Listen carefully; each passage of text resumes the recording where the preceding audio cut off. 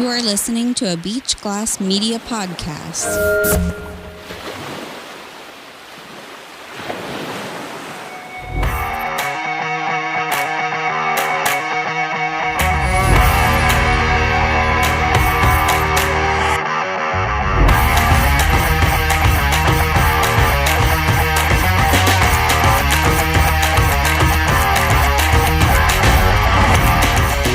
Welcome back, everybody. Simple Time Podcast, episode 40. We are back. I guess it's been damn near 3 months. What else is new, right? You know, we were gone for a long time.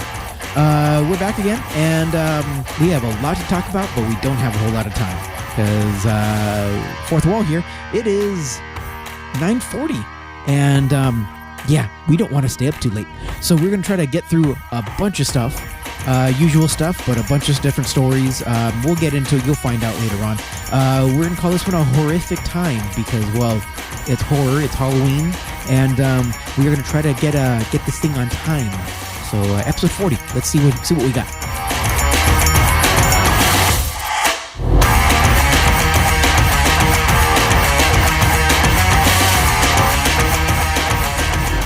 Episode 40, Marcelo, a horrific time. We are pressed for time. Hell yeah, we are. And for those of you tuning in for the first time, I am Andrew. I'm the swarthy one. And Marcelo, on the other end, he's the more pale one. Thank you, Andrew. I'm swarthy. What is swarthy? I don't think I've ever heard that one. Swarthy? Swarthy? Swarthy, it's what I am. I'm swarthy. Swarthy is like my new favorite word. It just means dark-skinned. Then just say that. I like saying swarthy. Because it makes you feel fancy? It does make me feel fancy.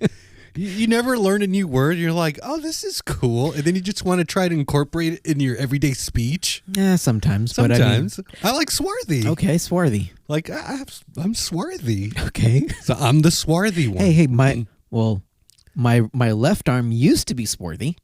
Your left arm? Yeah. Why is your left arm used to be swarthy? Because that's the driving side. Oh, that's the driving side. Yeah. I used to get like Indian swarthy. Almost. Indian swarthy? I remember one year. So your arm wanted to run a 7-Eleven store. Well, I wasn't about that kind of Indian. Oh, sorry. But no, like quite literally, like my left arm one summer got like super dark.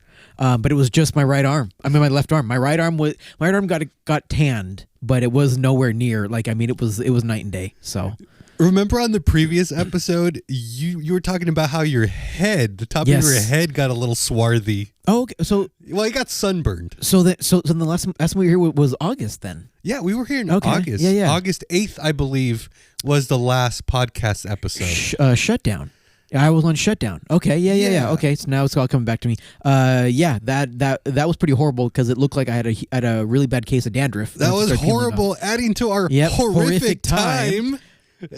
Well, it's good to have you back in the studio, Marcelo. Yeah. We're here and I missed the chair, the comfy plushy chair. Yeah. Ever since I had that chair, I knew that's for Marcelo. I wish it kind of reclined, though. Well, kind of. It technically does. But it's not plugged in. It's not plugged in. Yeah, I know. I felt the buttons. But, I mean, it's a good thing it doesn't because I would probably be asleep in here right now. So. It would be a one-sided Simple Time podcast, so. But not only are we trying to get through this one really fast, we are in the month of October, and where all kinds of horrific stuff happens. Yeah. We all have nightmares and just, yeah. Are you superstitious? No, I'm a little titious. No. You're not superstitious, just titious. No, I think as a kid I was, but it's for me. It's kind of one of those things that I kind of probably grew out of. Just kind of, go with it. Did you believe like the scary stuff? Because for me, it was the chupacabra. That freaked me out as a kid. I thought it was real, and I thought it was going to come and in the middle of the night just nibble on my neck and leave me like a little, a couple holes in my neck. I thought it was real, even though I've never seen it. I had an image of it in my head. And you're not a goat, so. Right. But I think what kind of, at least as far as on my Mexican family side, you know, El Cucuy and I haven't heard that in forever. Yeah. What's El Cucuy? It's kind of like the boogeyman. Okay. You know, it's like the generalization of like, you know, the boogeyman kind of thing. Yeah. I just think, you know, kind of basic stuff like that. La Llorona. Well, kind of. I've heard of that. Not sure what it is. La Llorona. It was a story, a tall tale, urban legend, I guess you could say, where a woman had to drown her kids, and she regretted drowning her kids, and so now she, when she killed herself, now mind you, there's actually multiple different stories as to how she became, but this is the most popular one. Yeah. And she now wanders the dark, the night, the streets, the world, whatever you want to say, crying and looking for her children, looking for children to replace her children. Man, if I was a kid, that would freak me out. Yeah. So you know, I mean, just kind of stuff like that. You know, as a kid, going back to my fear of vampires when I was a kid, and fear of the general dark. You know, of course, believing vampires and stuff like that. Because I used to watch Sightings, this show called Sightings that talked all about, you know, people seeing vampires and possible werewolves and chupacabra and all that kind of stuff, and ghosts and aliens and all that stuff. So I think at one point I did kind of believe in all that stuff, but the older I got, the more of an adult I became. I think it just kind of more logic came into my views instead of, you know, just flat out superstition. So I could see that, but what do you think about aliens? Because this is the new big thing in recent news. Yeah. Are aliens the new superstitious kind of thing? I think so. But there's so many facets to it, because even the government makes statements now saying, yeah, there are unidentified flying, what do they call them now? They don't call them UFOs. No, they're UAPs. Yeah. They're unidentified aerial phenomenons. Yeah. So you hear the government, which, you know, you expect to be something official, right, start making these statements, and you're like, what is really going on out there? Yeah. I mean, I don't know. I mean, it's is that the modern day, like, it might be whatchamacallit? I'm gonna say that, like, it we're kind of getting to a point of like the satanic panic. Back in like the 70s, where paranormal, that's the word I was trying to think of. Like, is that the new paranormal? It might be thing. It might be, but I mean, it's always been around. Like there's a thing called Contact in the Desert, where it's quite literally like a convention where UFO aficionados just go out and gather, and they have a grand old time talking with other UFO aficionados. I just watched a documentary from the Netflix Trainwreck series about... I think I've heard of that one, yeah. It's like a UFO one where this kid was making this huge kind of like Burning Man type of convention for UFOs and aliens. And like the city got involved, and yeah, it was a huge train wreck, like where even like the army had to get involved because they thought something really bad was going to happen. Like, how were all these people going to go to the desert? Yeah. Where there's like no like food or water or anything like that. Anyway, it's on Netflix. Okay. It's from the Trainwreck series. They do a lot of different like series of train wrecks, like big events. There's one about a guy who built like a hot air balloon, and then like the claim was a kid was in the balloon when it went up, and so it was like a train wreck. I think I remember something about that one. Yeah. So anyway,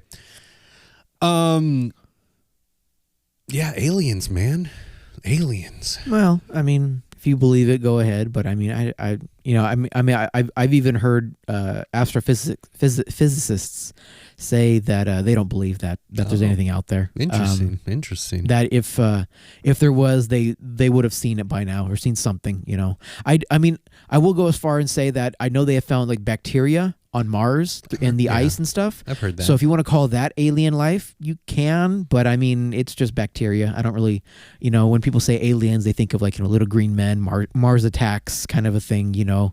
Yeah, I don't really. I mean, I you know, I don't think that there's going to be any green men out there. Gotcha. Well, we're having a horrific time. Yes. We're coming up on Halloween in a couple of weeks. Any plans for Halloween this year, Marcelo? No, because I work that weekend too. So yeah, I'm going to be working on Halloween day. I mean, I was kind of hoping that we wouldn't be. I mean, not that I had any plans, but I just think it would have been cool to kind of have. I mean, it's on a Friday. Halloween's on a Friday this year, so to have like that weekend of just kind of, relaxing. Yeah, doing something, even if it's, going for a drive and just kind of finding like a dark area and doing. So Halloween's on a Friday, so you work Saturday? Yeah, I work that Saturday. Oh, that sucks. Yeah. And isn't November 1st like Dia de los Muertos? I think it's the second. I think it's second or third. Oh, it's a little bit. Okay. It's so the whole actually technically that whole idea of it starts on the October 27th, and I think officially ends like on the 3rd or something like that. There's different stages through it. October 27th is one that I guess a lot of people are looking forward to because as far as like the culture or I don't know if you want to call it superstition, but as far as the idea goes, that's when the pets arrive. So the spirits of your lost pets. Wow, I didn't know about that. And that's when they start the ofrenda. That's when they start putting everything together. Ah, interesting. And then did you grow up doing that kind of stuff? No, it wasn't. Me either. It wasn't big. It wasn't part of my family's tradition. Well, I think a lot of that is actually more of a Mexican tradition than it is more of a Latin America. Okay. I think there are different cultures in Latin America that do incorporate it. Right. But as far as like the Dia de los Muertos and the whole skull, was it Candy Skull or something? I can't remember what it's called. I think that's mainly strictly or more popular in the Mexican cultures. Gotcha. But yeah, I mean, movie Coco, I guess would be a better reference as to going back and seeing what it really is. But yeah, because I think last year, the year before, someone said it was like on like the 2nd or the 3rd, and I don't know if it changes or if that's just because I think I want to say on the 3rd is when like you take down the ofrenda and you basically you end the celebration. So yeah, I wish I knew, but my family didn't participate in that, and I'm also an uncultured swine. So there you have it. But speaking of more horrific news, as we're having a horrific time, maybe some of our listeners want to hear an update on Angela Watch.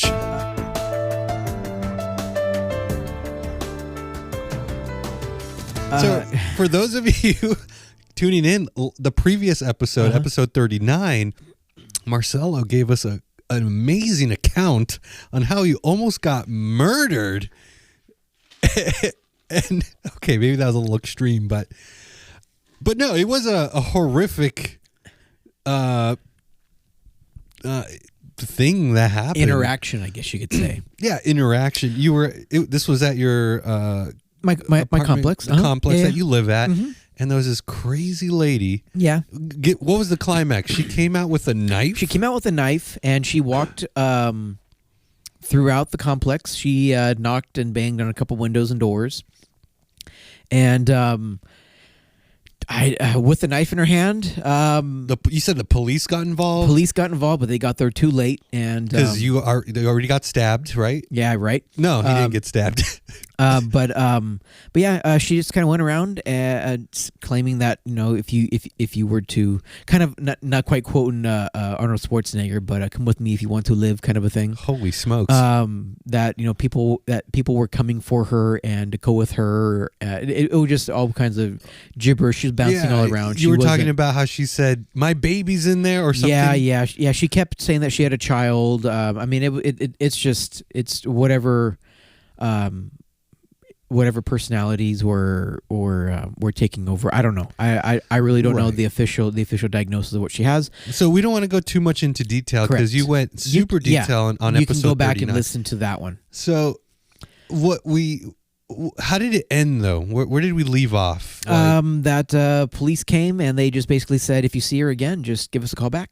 So, and our listeners, they're probably on the edge of their seat. We want to know if there's an update. What has happened since August 8th, which was the last time we met up and recorded? What has happened with Angela? How is she doing? Is she okay? Is she out there murdering? No. Oh. I mean, we haven't really heard or seen her much. She's basically done what she's been doing for the last year, where she doesn't leave her unit. Oh. You said I remember you saying that the gardener or somebody the parents paid a gardener to take out her trash. That's what we're assuming, just because somebody did come in like a work truck. In a work truck. Was he swarthy? Yeah. Okay. Yeah. That answers my question. And I mean that, and then another time he came in a really nice Mercedes. Whoa! So whatever he's getting paid very well. Dang. And yeah, it's the same thing. It doesn't seem to be as frequent anymore. But she still, I believe she still gets Instacart, because I think we have seen some people come drop off groceries. But it seems like it happens more during the day when I'm not home. Oh, okay. Yeah, I was gonna say, do you like bump into her? No, not at all. You used to bump into her in the laundry area? No, I wouldn't say bump into her, but I mean, I did. There was a moment where she went down to the laundry room and she had one of her little episodes while sitting in the middle of the floor, but just kind of yelling to herself. She wasn't doing anything violent. It was just she was just sitting in the middle of the floor of the laundry room, and she was just yelling at herself or yelling to whatever voices, whatever thing she happens to be manifesting or whatever it is. I mean, people, I guess, would bump, but that was back when it seemed like she had a car, so she was leaving, she was going places, and she was coming back, and there'd be times where she would be gone, and we only know this because she parked right next to us. Like, her spots are literally right next to our spots, so we would, come home, and it would just kind of be like, oh, her car's not here, and I mean, it's things that you would notice. But no, I mean, no real update. I think I did see her once. She would have the blinds open, and she'd kind of be sitting in front of the window, just kind of staring out with windows open and windows closed. She just kind of seems to be just doing the same thing, staying inside her unit.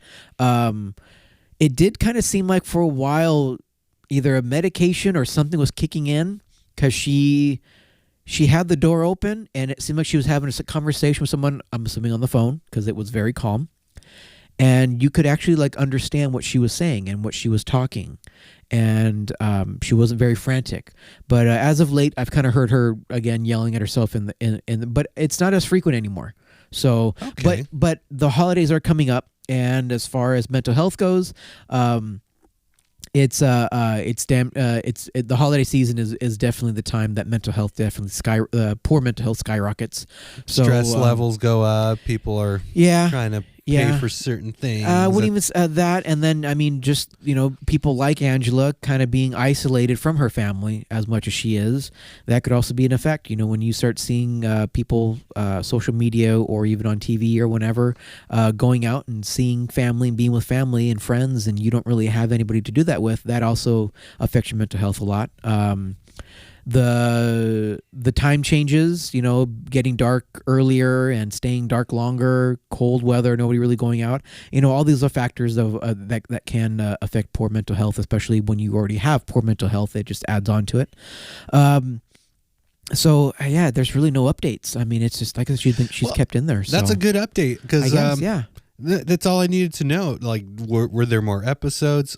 Slight, but she's nothing. She's still alive. She's still living there. Yeah. You're safe. I'll be honest. Most importantly, for a long time, we actually were wondering if she was even alive, because there was almost 2-3 weeks after that we didn't hear a peep from that, and it doesn't seem like she ever really has her lights on either. So that's also another. I mean, it's just like I said, when we have to walk in front of her unit, several times a day. To go to the car or go to the laundry room or whatever, you kind of notice things at a corner of your eye. Plus, when someone starts walking around with a knife, you kind of keep a special eye on that door opening up. Oh, for sure. But yeah, I mean, even my dad, who's home most of the time, says that he doesn't really hear her much anymore.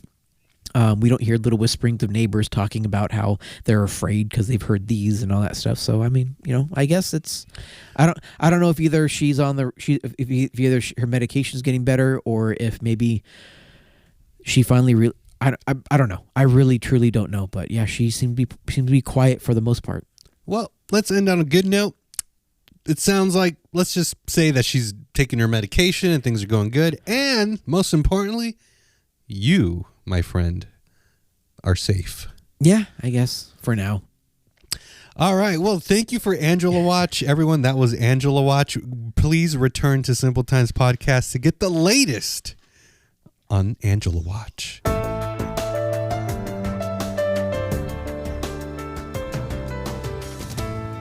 Now, Marcelo, since you provided us a horrific time with that horrific story, can I give you a horrific time with my horrific story? With dad stories? Sure. All right. Ladies and gentlemen, dad stories. Ain't nothing like being a dad. This happened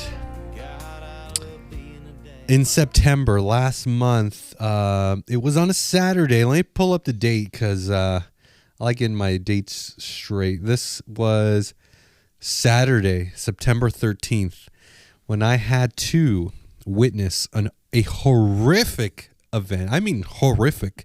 And I'll show you a picture. Okay. Something that happened to my youngest child. So Brielle. Okay. Okay. Oh, very nice. Okay. Wow, you have a good memory. So my youngest is 6 years old. Her name's Brielle. And She's 6 already? Yeah, she's 6. Damn, Can you believe okay. that? So she was supposed to have a really great day going to her aunt's house, and they have a pool. So they set up, my wife set up a little pool date with her sister, aka my kid's aunt. And so they go over there, supposed to have a good time. I'm at work, I'm delivering that good old fashioned mail. And I had just finished delivering my first hour of mail.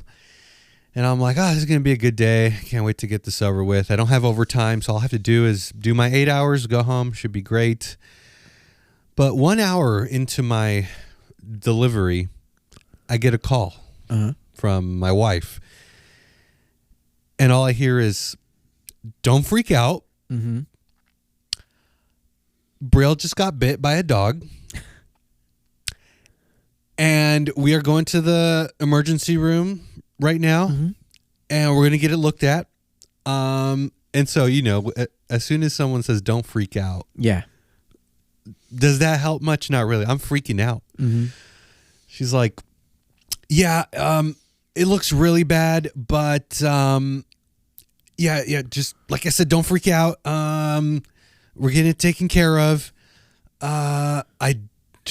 It looks like there's a piece missing, and I'm just like, what just happened? I got all these things running through my mind. Like, is my daughter okay? What happened? What dog? What? Turns out my sister-in-law has a dog. Okay. And I learned that this dog, they got it through a shelter. And apparently it's one of these dogs that were, abused. Okay. So it was like a foster dog, whatever you call it. And they decided to take it in. Now, they've had this dog for a couple years, I believe. And ever since they had the dog, they didn't want us to meet the dog because I think it was a little aggressive. Okay. And I guess wherever they got the dog from, the shelter said, try not to, introduce this dog to multiple people. Just keep it between, the husband and the wife. And we were like, okay, yeah, I mean, that's what you want to do. Yeah. I respect that.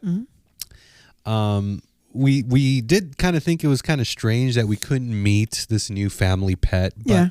But we respected their wishes and we're like, okay, yeah, I get it. It's what you want to do. Do what you want to do. Maybe one day we'll meet the dog.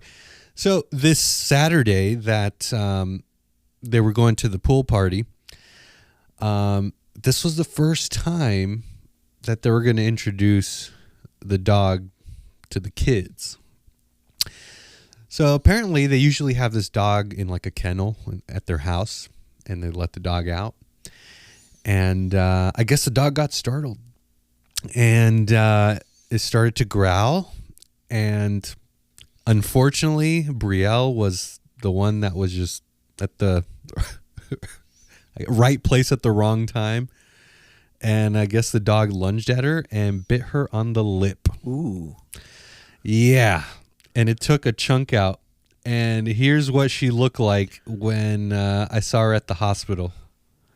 Oh, wow. Even swelled up and everything. Yeah, her top lip was swollen beyond recognition. Yeah. And that red part that you see right there, I'm showing Marcelo a picture of my daughter. She got her lips done.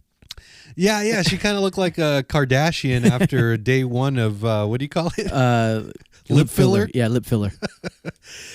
Yeah, it looked nasty. And the dog, I guess, took a chunk out. Yeah. And I don't know if you knew. I don't know if you know this now, but I literally just found this out like a couple days ago. Speaking of dog bites, they don't stitch up dog bites. They just bandage it and just let it heal on its own. Really? Yeah, something about the possible bacteria in the dog saliva. That if they were to stitch it up, and they need to get it, they don't stitch it up because in case they need to go in there to take care of that bacteria, they don't want to cut stitches and then go in there and reopen the wound. So I thought that was very, very, very odd. And it's true because she didn't get stitches. Yeah. But yeah, you can imagine what was going through my head. I was furious. You were like, I'm gonna go kick another dog for that. Where my boots at? Well, when a dog attacks your child, and it makes you furious. Mm-hmm. However, I understand this is a family pet, so it's like not only that, but I mean the dog was abused, so it's more than likely was. Right. I don't know the history of the dog, but more than likely yes. Mm-hmm. So, but on the other hand, I'm like, I wish they would have taken more precaution. Yeah. Maybe had the dog on a leash. We settled the score. I'm not mad at my family or anything. I'm mad at the dog. I mean, I'm not happy with that dog.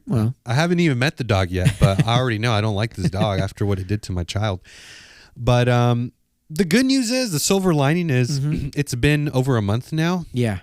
Or just about a month actually. And Brielle stopped chasing her tail. Yeah. Okay. We gotta keep a flea collar on her though. Okay. Because but she still barks at other mailmen, or she barks at you when she sees you in uniform. She barks at me only in uniform because it's obviously the uniform. Yeah. But I give her dog treats. Okay. And then she calms down. Okay. I thought you weren't supposed to do that anymore. We're not, but So yeah, it was horrible. So basically, all we had to do was give her Aquaphor, just slather on Aquaphor like every couple hours. Yeah. We gave, and she had like 2 sets of medication because one, I think she was still battling some kind of bronchitis or something. Okay. The doctors heard something in her chest. And then there was another one for the lip. But the good news is, after 4 weeks, it's healing up really nicely. Like, it looks close to normal as it could have possibly gotten. She's young enough to be able to really bounce back. So. Yeah. Like, you can still see like a little line kind of. She'll probably have a scar. I mean, not saying that, I've got a bit, but I do have a scar here on my lip that that's very minimal and I guess when I was a kid it was a pretty significant one. So I mean she might have a small scar, but kids bounce back, man. She bounced back quick. It started healing up pretty quickly. It was swollen for a long time. It was ugly. I'm really happy the way it's turned out. It's like 99.9% like fully healed, and she's doing great. Even after the event, she bounced back to normal. Unfortunately, we had to cancel like certain things she liked to do, like swim classes. Right. The doctor said you can't be submerged underwater. Nothing into the open wound. And we couldn't let her like be too active because if she did, it would start to bleed. Yeah. So that was kind of just. I mean, it's in a bad spot. If she talks too much, it might cause it to bleed. So that was like the first. Smiles too much. Yeah. That was the first couple days. Yeah. That was the hard part because I know she's like a bouncy, fun little girl. She's energetic. She's a 6-year-old. Yeah. So having to tell her like, you can't be running. Yeah. That was hard. Yeah.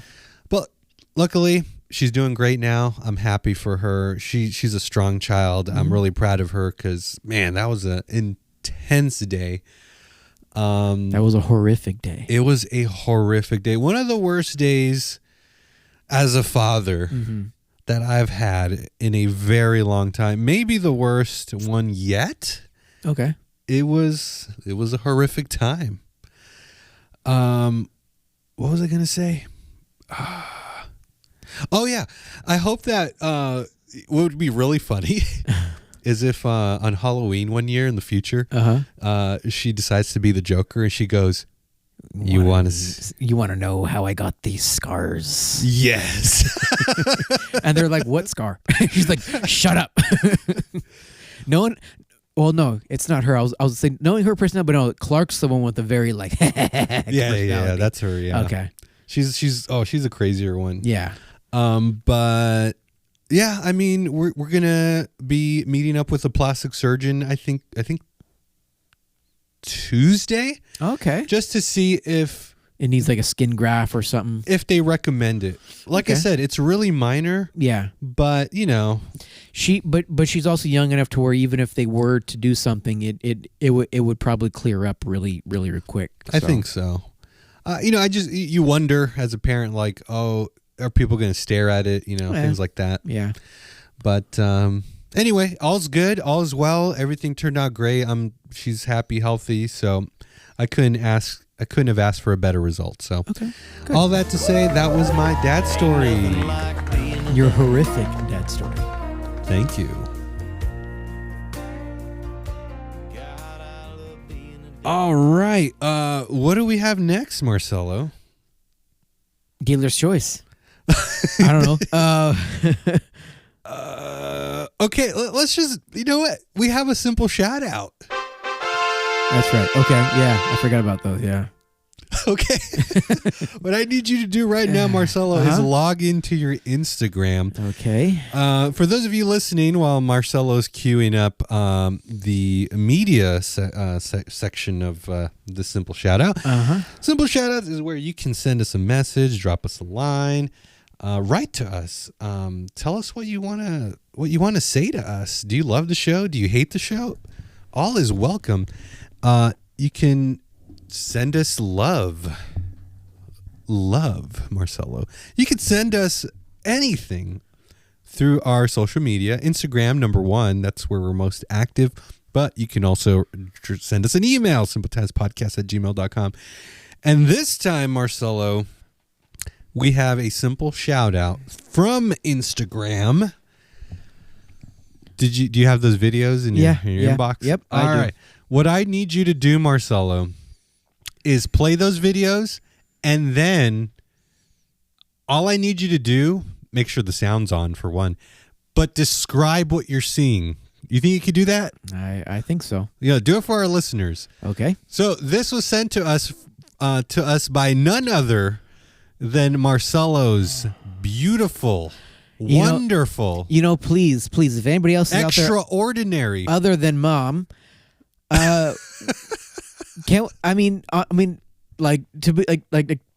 honestly, can we get other shout outs? Yes, we are desperate for other shout outs, people. I want to know that other people listen to this damn show.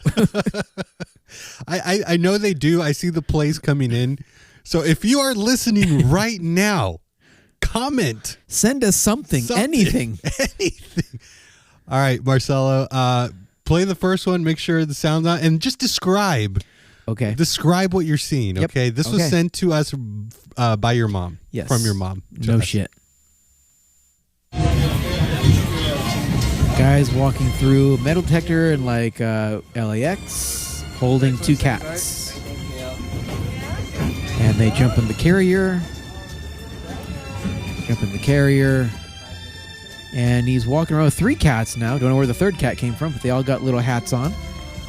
And he's just cat friendly. They all have their own seats. On the airplane, the airplane. Yeah, they're on the airplane now. They're taking off. 6-hour flight from LA to New York City. They landed, and now he's walking through the New York City. With three cats. Yeah. But I'd like to know where the third cat came from, because I'm looking at the beginning of the video now, and he only has two. But so maybe someone else was carrying it, but so they've done this more than 10 times. So So your mom sent us a video of a guy who travels with really well-behaved cats on a plane. Goes through the security checkpoints and all that, TSA, gets on the plane. The cats have their own seat. Yep. That is the kind of love your mom loves to send us. Okay, on to the next one then. Wait, it was a nice video though, right? Yeah. It was beautiful. But dude, she sends me these things all day long, so it's like, oh, okay. Okay. It's normal for me, but it's not normal for you, I guess. So everyone loves a good cat video. Come on. All right. Second one. The second one. Describe what's going on. Okay, as best as you can. Rapid fire. Okay. Orange cat knocks food out and then kicks it around. Gray cat climbs up on cabinets but then loses grip and falls. Another cat jumps around with startling another cat, making someone spill milk. Cat jumps, knocks over flowers. Orange cat knocks out a plant. Orange cat knocks an egg off the counter. I like that one. White cat almost knocks over a glass mug and then does it again finally. Orange cat grabs toilet paper and goes running off throughout the house with it. Another cat looks like an office sticks a bottle up his ass. Let's see, this cat flushes a toilet. Okay. Another cat up on top of a TV knocks the TV over. Destroys a TV. Yep. A cat destroyed a TV. Another like ragdoll cat knocking some decoration off the table. Another one smacking at a open flame candle, puts the flame out. And then another cat looks at M&Ms. Gray cat, and then just knocks them all off the table. All right. And that was Simple Shout. Thank you, Mrs. Ann, for sending us content. Your mom's a content creator. She just gave us content. Yeah, she's not a creator though. She didn't create the video. She just sent them. She's a content peddler. Marcelo is trying to say thank you, Mom. That's what he's trying to say. Sure. But anyway, that was Simple Shoutouts. You too can be featured on Simple Shoutouts on the Simple Times podcast. Marcelo, your demeanor totally changed. We were having a good time. And now for some reason you're just annoyed. And it's like, what? Jeez. Was that horrible? No. Was that a horrific time? No, it was not. Okay, thank you. All right, Marcelo. All right, we're going into the next one. We have a fake ad. Okay, we haven't had one in a while, I feel. I know, but we finally got sent something by our the sponsor, the real FakeAd agency. The FakeAd agency. They're called FakeAd. They are real, but at the same time, in a parallel universe, they're fake. Okay. But they sent me something, so we know they're real. Because if they were fake, we wouldn't get anything. But because they're real, we get sent stuff to read on the podcast. So this one is a fake ad. Okay. For a product called iced hot chocolate. You know what's funny is that I think that this is actually a real product. All right. Well, it's a real product because we got it from the fake ad agency. So whenever you're ready, you, my friend, can read our ad. So we can get paid millions of dollars. Maybe not millions. Maybe only hundreds of thousands of dollars. But I'll take whatever we can get.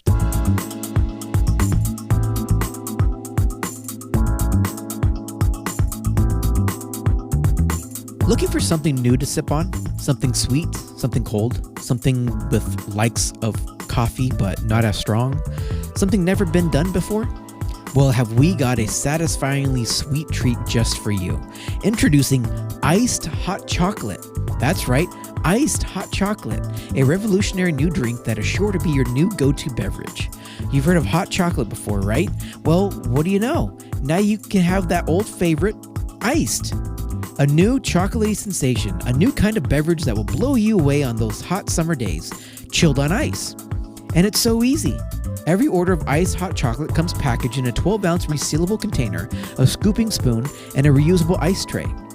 Simply freeze water using the ice tray, which can be ready in about 2 hours depending on the temperature of your fridge. Next, scoop 1 scoop of hot chocolate powder into 8 ounces of boiling water. And lastly, add the desired amount of ice cubes to your hot chocolate. Let physics do its thing and enjoy. Refreshing, delicious, and somewhat nutritious. Order your iced hot chocolate today and get a free stirring stick available to the first 100 customers. Iced hot chocolate. You won't be disappointed. All right, Marcelo, that was an amazing ad read. That reminds me of like ice cream that's like hot chocolate flavored. Or Ice cream, hot chocolate flavor. Yeah. Yeah. It kind of does. I think there's stuff like that, you know? But if I heard you correctly, it's like you get a tub of Nesquik. Right. And they offer you also get in the package an ice cube tray. Right. Like to make ice cubes. Right. So you have to boil the water. I guess. Then stir in the hot cocoa. And then you add the ice cube. Yeah. Correct. You have to wait 2 hours for the ice to freeze. Depending on the temperature of your fridge. Yes. But you can have hot chocolate iced. Yep. That is an amazing product. It's like as if they want to capitalize on like chocolate milk. I was going to say, you know how iced coffee is a thing? Oh, yeah.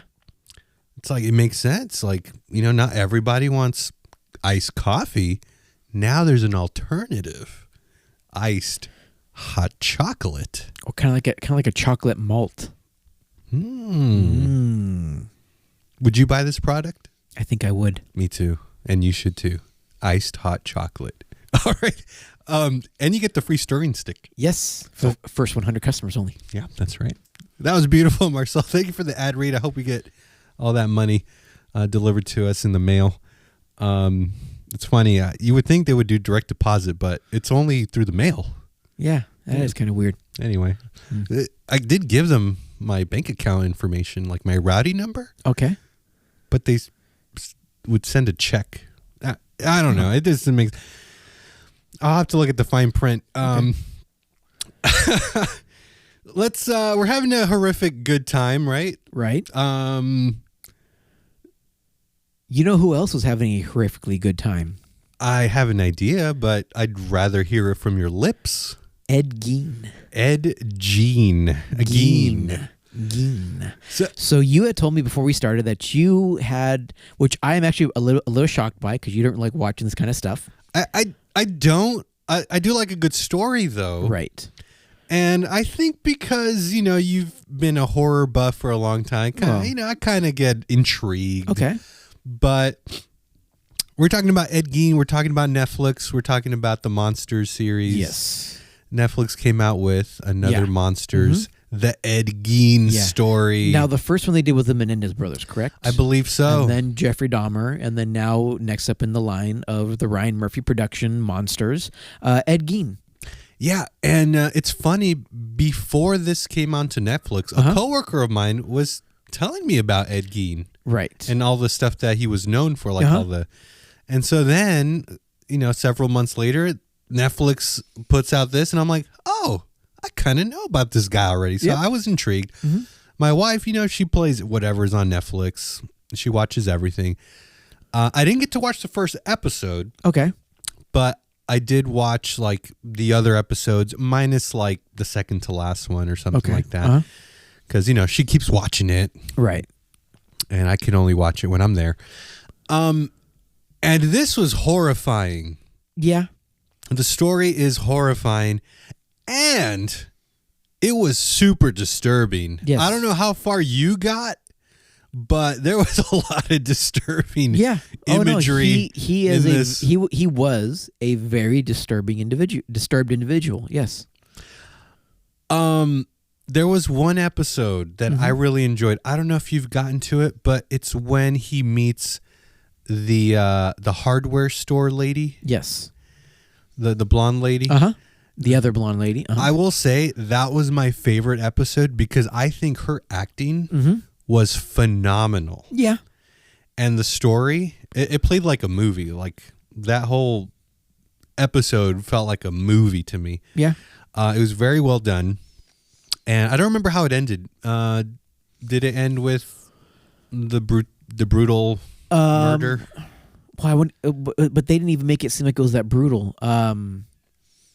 He shoots her. Yeah. Okay. He's actually just shoots her, and I think that. And we're not spoiling anything because it's part of the story. Yeah, Historically, you would have known. This murder is actually one of the few murders that they talk about that actually happened. Mm-hmm. There were a few murders that they had mentioned in the show that didn't quite happen, or that they didn't quite have the evidence for, where it was for sure him. Most of the murders that they showed in the show that he allegedly committed were just rumors, were what they thought. So I wouldn't say I'm an expert in Ed Gein, but I definitely did. But you did listen to other podcasts, correct? That did talk about it, and or they did talk about him. I would say you know more than me. Yeah, I would definitely say that. What they did get right, he was a very quiet guy. He did grow up with a very, very, I wouldn't say abusive mother, but a very religious, appointed mother. He did murder a few women, but most of what he's known for is digging up graves and taking parts from dead bodies. Nasty parts. All parts. I mean, I wouldn't say nasty, just literally all parts. Okay, I wouldn't say nasty. I think because what you see in the show, which I don't know if you've gotten there yet, it is disturbing. Yeah. To like the I've nth seen the degree. chair. If you are queasy or the sight of blood makes you faint, like you will not be able to handle this show. I wouldn't even say just sight of blood. Just, I mean, in general, if you are a very squeamish person, I wouldn't really recommend this, but because they show everything. Anyway, what they got, a few things that they got wrong. Before you get there, what did you think of the show so far? I know you're not finished with it. Yeah, I think I have like one episode left. Are you like enjoying it? You think it's good, or you think it's all over the place? Like, it's fine. It's fine. I mean, it's nothing amazing to you. No, Charlie Hunnam, the guy that plays Ed Gein, does a great job at being creepy. Yeah, no, I agree. But the first thing off the bat, Charlie Hunnam's too pretty. But I looked at an actual photo of Ed Gein. They look very similar. Yes and no. I think he looked like the guy. Yeah. I mean, he kind of has that, like almost like a rubber face. I guess what you could say, like very like that. Leathery. I wouldn't say leathery, but like just kind of like he doesn't seem like he has like very tight skin. Like he has have like a youthful skin, but he has a very like aged face. But yeah, Charlie Hunnam is too good looking of a guy to be the true Ed Gein, but that's Ryan Murphy. Ryan Murphy does tend to over romanticize and over beautify a lot of the people in his shows. Even when so Ryan Murphy is the one that does American Horror Story. And even when he did Eileen Warnow, who was did you ever see the movie, or maybe you didn't, the movie called Monster, about a female serial killer that killed truckers? I think so, with Charlize Theron. Yeah. So I didn't see it, but I know of it. It won like a lot of awards. So in that movie, they did a great job of really showing Eileen Warnow, because she was not a very good looking woman. When Ryan Murphy got a hold of it and did his own little version of it in American Horror Story Hotel, I think is where she came out in. He didn't quite get in my opinion, he didn't quite capture the hideousness or the ugliness, unattractiveness of what Eileen Warnow was. He did make her seem like a supermodel, but he definitely kind of didn't go as far. Like he definitely wanted to look a little more attractive, and that's kind of what he's known for. He's known for making people think that it's a documentary that he's going to show the truth, but then twist it with a dramatic effect. And that's what I heard he did with the Menendez brothers, and that's kind of what I heard he did with Jeffrey Dahmer. But with Jeffrey Dahmer, he did tend to stay a little more true to the story. Gotcha. One thing I want to say about beauty, like you were talking about, I think in the movie Monster, the one that won like Best Picture or whatever, I think the idea there, and this is just my opinion, is we know Charlize Theron is known to be like this really beautiful actress. Yes. So to juxtapose her to look very ugly is a achievement in and of itself. Yeah. And the other thing I wanted to say is, in a classic sense, when you go to the movies or you watch a show, you kind of do want to see beautiful people on screen. Yeah. At least that's like the classical perception of I get that. like Hollywood is you go to the movies to see beautiful people be really good at acting. So on one hand, I can see, I get what you're saying. Like right. he was too pretty, but sometimes that's what keeps people's attention is seeing beautiful people on screen. Yeah, but when you're gonna promote a show where you're kind of making it seem like you're going to do a documentary about this, where you're going to do it like a docudrama of this person, then you kind of either have to ugly the actor up, or you got to find someone that's not as attractive but can still represent, somewhat of like an attraction. So that is one thing that I do feel that they did get wrong. Another few things. Because you're going to talk about what right. you think the show got wrong. This is what I want to hear. I wouldn't even say what I think, but what I know that they got wrong. One, the woman that he's engaged to in the show, he was never engaged to her. In the real story, he went on a one date with her. She felt very uncomfortable by him, and she made it known that I feel very uncomfortable. I'm only doing this because my friends basically told me to get out more. And they never spoke or saw each other again.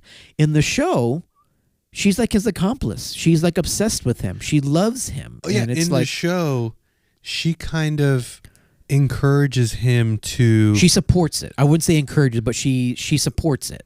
Supports it and pushes him like to do certain things. In the show, they made it seem like she was the one that introduced him into all this gore by giving him the photos of the Holocaust and of Auschwitz and of all of the events that happened in World War II of the genocide of the Jews.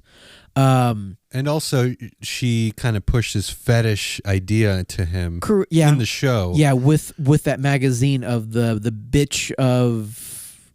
some foreign... Sorry, it's another B. It's like the bitch of something. I can't remember. I know what you're talking about. Which was kind of a real thing. That Ed Gein did read. He did read a lot of like this very like pro-Nazi cartoonish kind of stuff like that. That kind of got into like a very fetish gore-ish. Okay. I would even say Dulcet, which I don't know. You don't know what Dulcet is, but it's the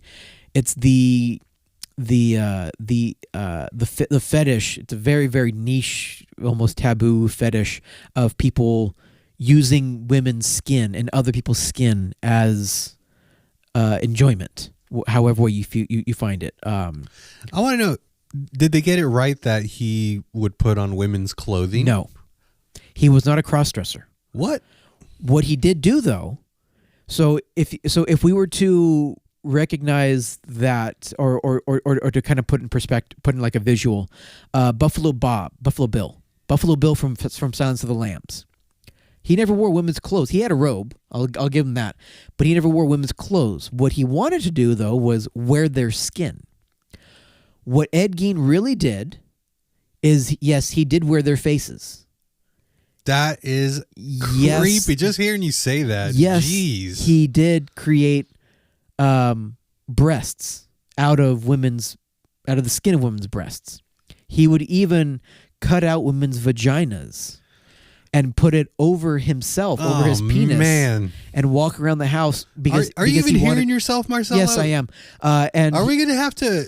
Oh, we always put an explicit rating on this podcast. Go on.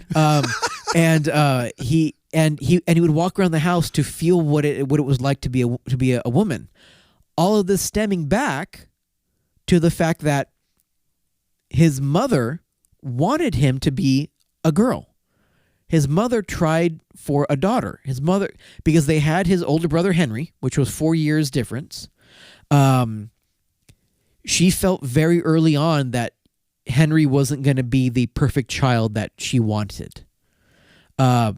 and so they wanted to try.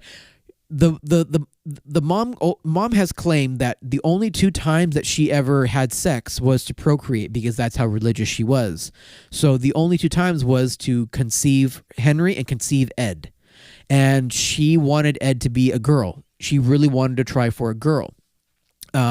So much so that when Ed was born, she would dress him up as a girl because she wanted him to be a girl so bad.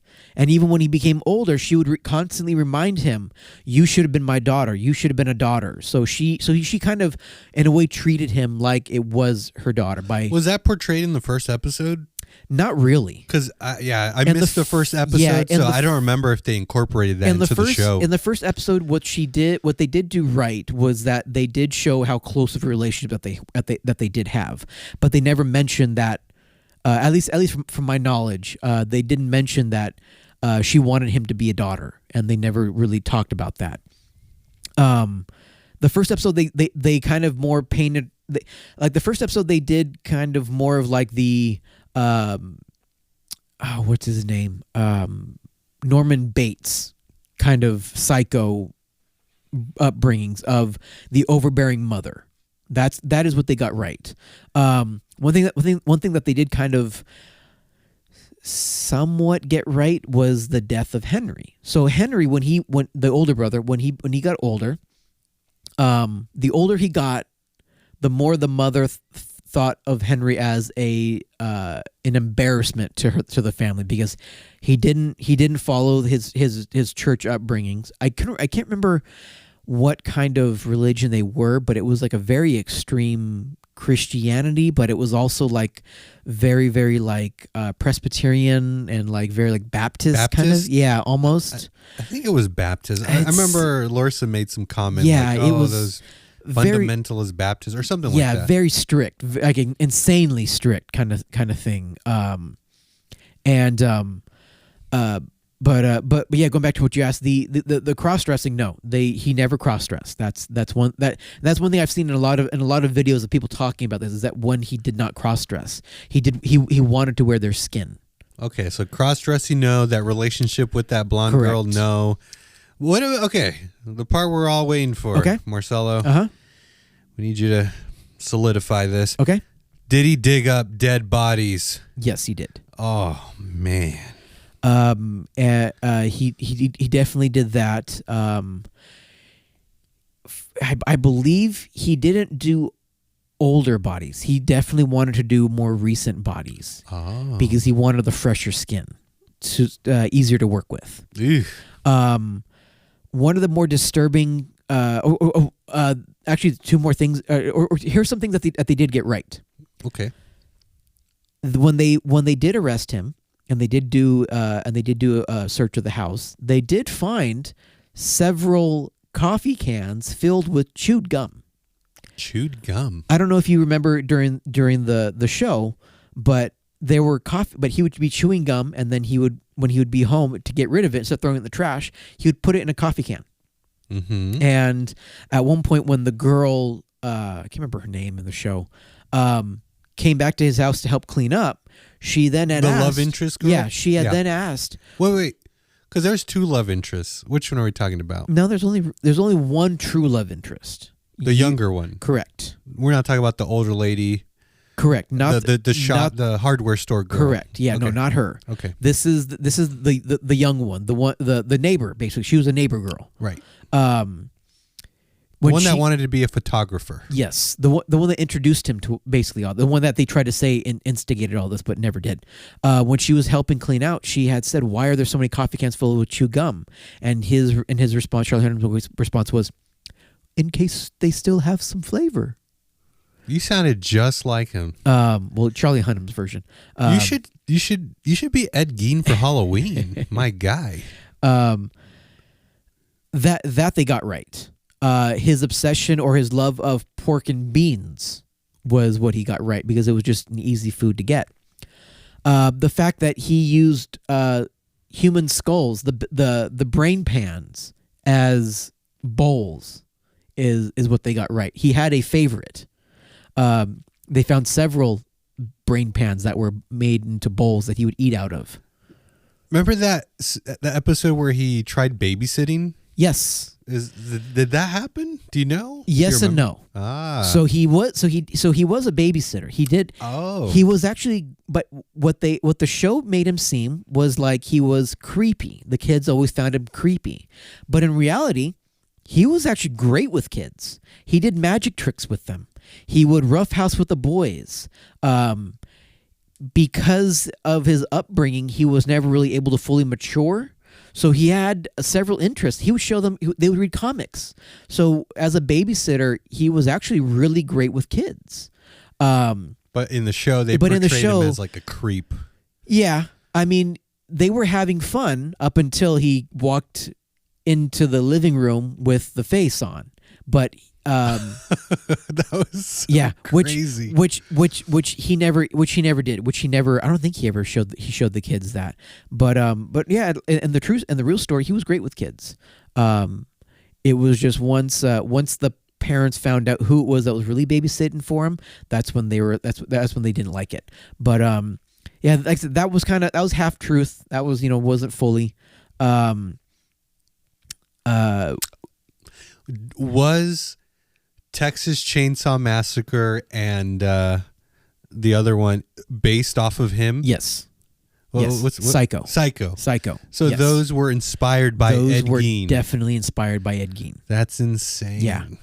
Texas Chainsaw Massacre, more so for the cannibalism and the necrophilia of which the family had. That definitely inspired, especially Leatherface wearing the face of the woman. That was definitely inspired directly from Ed Gein. The use of human remains throughout the house in Texas Chainsaw Massacre for decorations definitely was inspired by that. The chainsaw part was a rumor. Nobody was able to officially confirm if he killed someone, but there is a scene in the show where he almost does the same motions of that to kill two hunters. He was accused of killing two hunters. They said it did have chainsaw type attacks on them, but as far as him going in full on woman's face, chasing after him in the woods and dancing around like how he did in Texas Chainsaw, that was just more for dramatic effect to kind of show the direct correlation. But and then also the fact that he allegedly did have his mother's body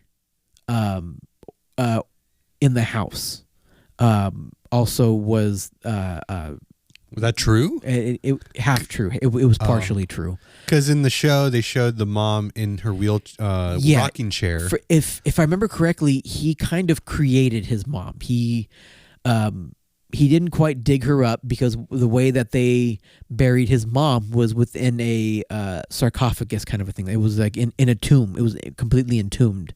And that's not what he went after. He went after the ones that didn't quite have the money, so they were able to just put him in a coffin, something he was able to easier break into instead of a full-on stone tomb. I think he got like parts of like other women and put them together and kind of created like a mother-like kind of doll kind of thing, like a Frankenstein doll. Kind of, wow. Yeah. Now for the disturbing part, which I don't know which I haven't seen the very end. Few of the things that so they did hint on it in one episode when his love interest, the young girl, found or came to the house and saw that he had built a chair. And she was like, "What kind of material did you use on this?" And he's like, "Oh, just a skin." And she's like, "Well, what's this bump on here?" "Oh, it must, she was like, "It looks like an udder." And he was like, "Yeah, of sorts, an udder of sorts." And it was a human nipple. Because he did make a chair out of human skin. That's and he insane. And there was a nipple found on it. Now, I might have missed this part. Was he what do you call people that like skin animals? That's the thing is that he did learn all that from books, from magazines. That was kind of one of the things that they did get right as far as like the whole Nazi thing, the whole bitch of whatever it is. there was somewhat similar comics that he did read, but he learned all that from that and books and like taxidermy kind of stuff. So that's where he got the idea to do that with humans. He wasn't a hunter. That was the other thing that in the show they made it seem like he was a hunter. I got that feeling. But he never did. He never liked hunting. It just he would take on that persona because back then in that time and in that area, when hunting season would come around, every man they would talk about how there would be kids would miss from school. Where actually he showed up to school the first day of hunting season, and the teacher was like, "What are you doing here? Like, you're supposed to be hunting." Like that's how big it was. It wasn't quite like a holiday, but the schools would know if it's hunting season. Today's day one, so they would have it be like an excuse-free day for everybody, and those that would show up that were male were kind of ridiculed to be like, oh, see, he's not really the man. He's not really a man, and because hunting was such an integral part of the Wisconsin area.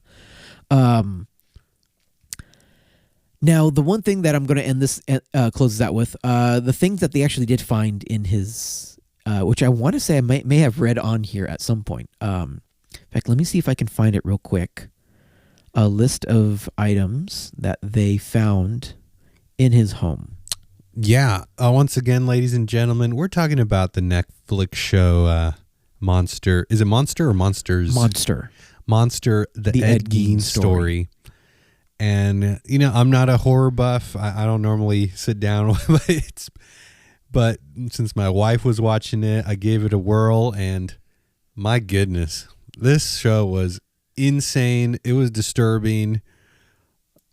Kind of a good story, I think.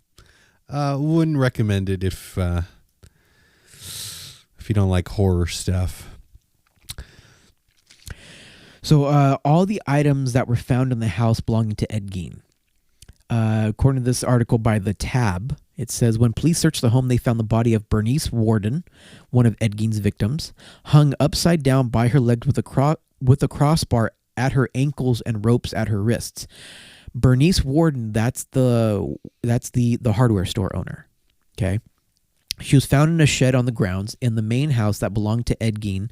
The notable items found were whole human bones and fragments, a basket made of human skin, several chairs made of human skin, human skulls mounted on bedposts, female skulls, some with tops sawn off, bowls made from human skulls, just like the ones in the Netflix show, a corset made from a female torso, leggings made from human leg skin, masks made from the skin of female heads, similar to those recreated on the show, the face of Mary Hogan, Gein's other victim, in a paper bag. She was the bartender. I don't know if you saw that episode. I can't remember. He went for a drink at a bar, and he knew her, and he killed her, and because he felt that she was a woman of ill repute because of her background, and he skinned her face.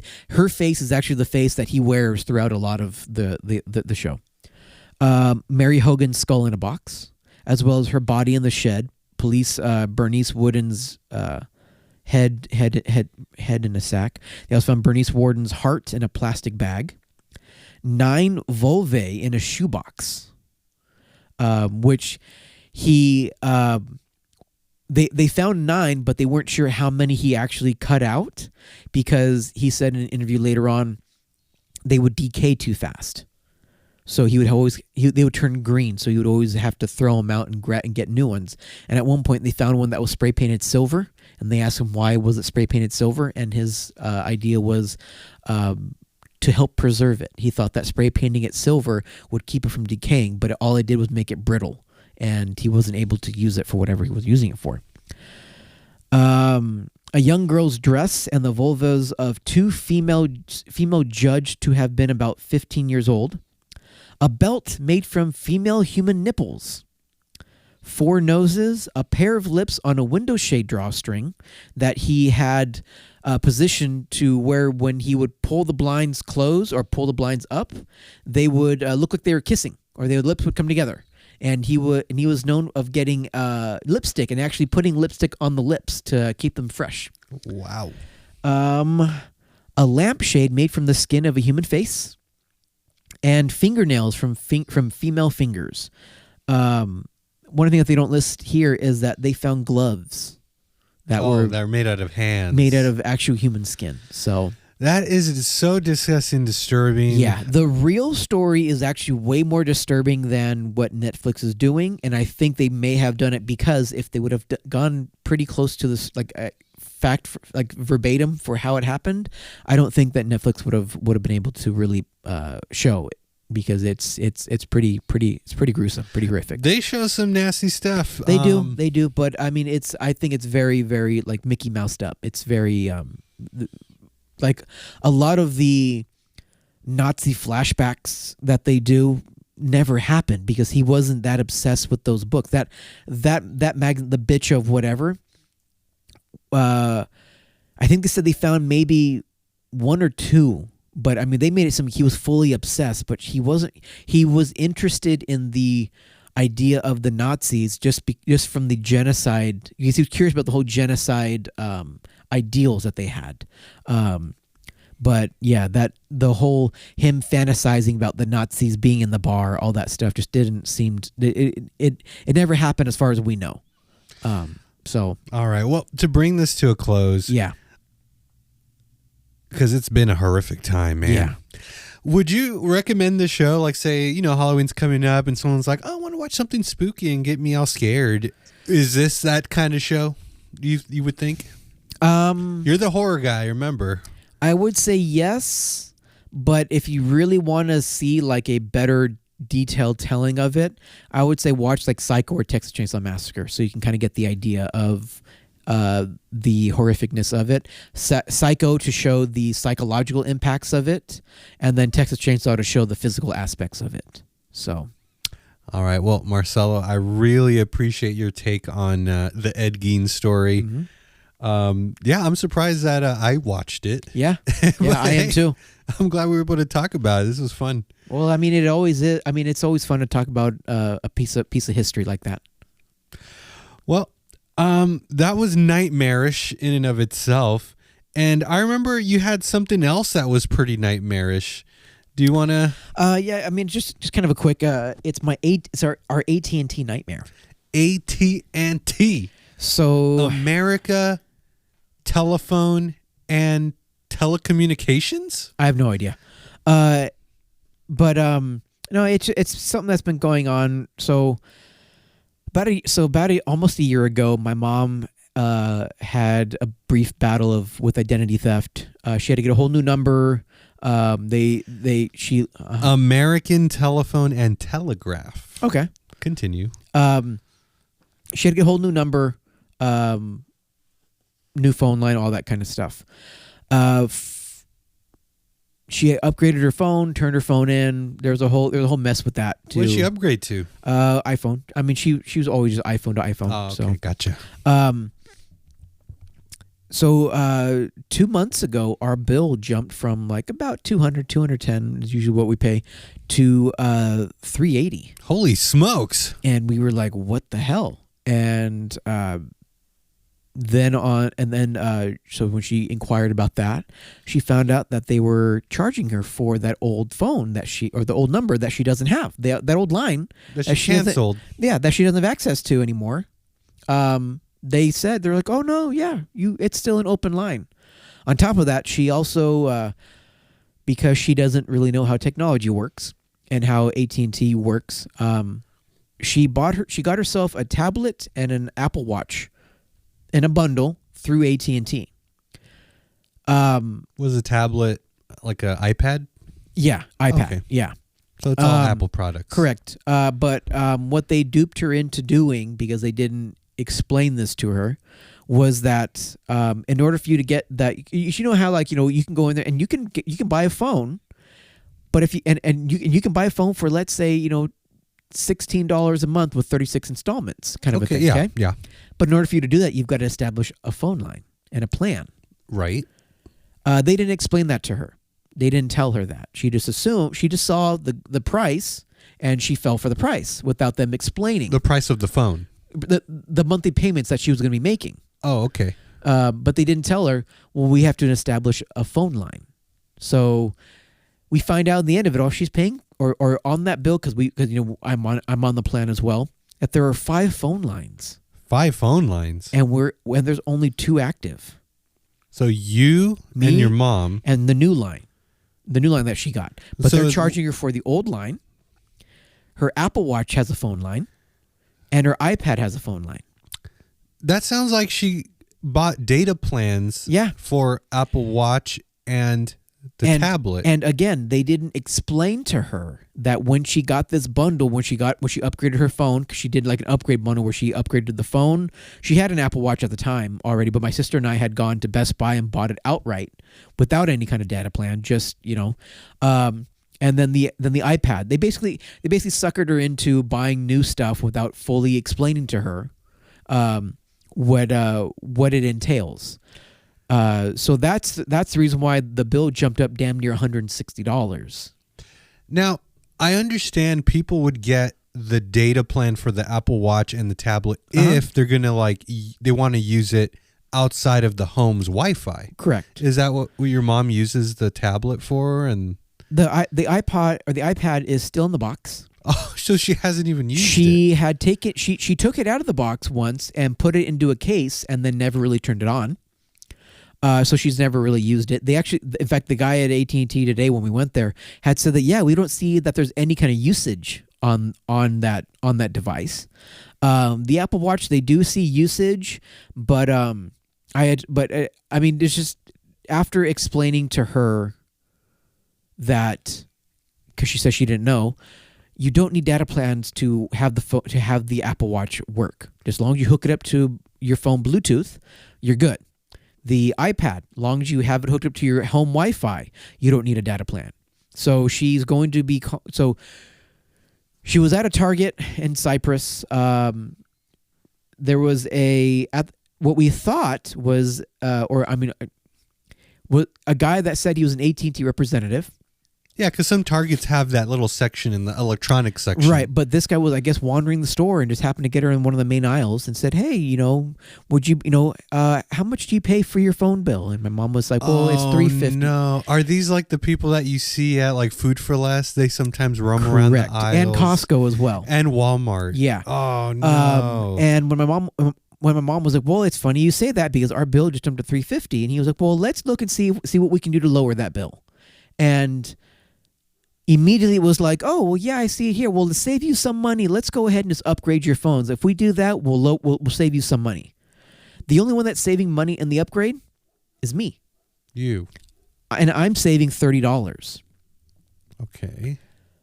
But that's not the issue. Hold on. Was this an AT&T representative? He was a private contract. Somebody that. So, well, I'll get to that. Okay. Never mentioned, and when my mom had said, "Well, what about these extra lines?" He was like, "Oh yeah, well here's a number for AT&T, an AT&T VIP line. Give that number a call, and they'll be able to cancel all that for you." She put it off. Finally, she called that number, spoke to a guy named John, who didn't sound like a John, if you know what I mean. Did he sound like a Juan? No, it sounded more like Kunal. My name is Kunal. Yeah. May I help you? He said, "Oh, well, you were never being charged for that extra phone line, so we don't know what you're talking about." And then said, "Well, we don't even have that power to even close out that phone line." Right? Yeah. So the face, the look on your face is exactly the look I had. Well, like something's not making sense here. Right. But William, which is the AT&T guy, was very quick to collect our tax payment. We got our phone super quicker than he had promised. So we went to the AT&T store today to try to figure to get for me to actually get eyes on this guy, because he had said so this is what he told my mom. He works for AT&T. He'll be he's in the Target store from like 2 to 7, 2 to 8, but from 9 to 1 He is at the AT&T store that is right next door to the Target. So we show up today. This is too weird, man. So we show up today over at the AT&T store. AT&T store doesn't open till 11. How can you be there from 9 to 1 if the store opens at 11? So we show up. They never heard of a guy named William. No AT&T William? store. They never heard of him. When we told him, show him, he's walking around the AT&T. They said, yeah, he kind of works for AT&T, but he's more of like a private contract. He's more of like a third-party guy. Like if you go to Home Depot, there's somebody there that's like trying to get you to buy water softener systems. There is a company that does that, but there's the people that walk around and try to get commission off of you. They're salesmen. Salesman. Right. That's what he is. The reason why he didn't lower the bill is because he doesn't have the authority to lower the bill. The VIP number that he gave, the guy at AT&T store said, we don't know what number that is. That number is through whatever third party hired this AT&T rep, the salesman. So that guy William basically can only guide you to upgrade he or is go just, into a certain plan. He gets a little kickback. He is just a salesman. That is all he is. He is not a service rep. He is a salesman. Wow. So how did this story end? Well, we are still waiting. My mom has to call. So there is a number. There's an AT&T loyal number that the guy at the AT&T store, the rep there, gave us, and said that they should be able to help us out in some way. Because the 989 number and the iPad number shows that there is no data being used on that, they should be able to pretty quickly close those out. He says the Apple Watch, it's going to be kind of hard to do that one because the fact that there is showing some usage on it. I do remember that my mom was able to get texts without being near her phone, so that did tell me that she probably there's a connection there. Yeah. But it's like I told her, if they can't cancel the iPad or the Apple Watch, those two combined is about maybe $40 to $50, which I can help her with. Yeah, because we have an iPad that has a data plan. It's like an extra $20. Yeah. So it's that's manageable. Yeah. And then I think the guy at the AT&T store had said that the Apple Watch you're basically getting for free because of the other discounts that she's getting on the accounts. It kind of covers that, so we don't have to worry about that too much. But the other thing that we would need to cancel is the insurance on it, because I mean, if my mom doesn't use it, why do we need to pay insurance? So I'm confused. Why'd she get it in the first place if she doesn't really use it? Because it was part of the bundle. Oh, because she was just it was a deal. Yeah, it was a good deal. And this was at an AT&T store that allegedly in Seal Beach is known for pushing this stuff.